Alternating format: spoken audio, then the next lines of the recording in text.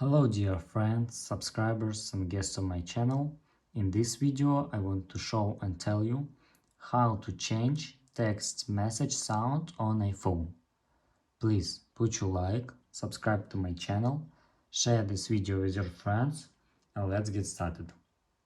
So, first we need to go to settings. After that you need to scroll down and click sounds and haptics. And here you have 8 settings. For example, we need to go to text tone. And here you can choose any sound on your choice. For example, antic. And that's all. You can change haptics too, if you want.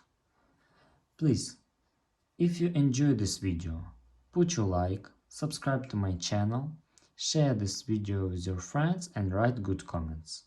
Bye bye everyone.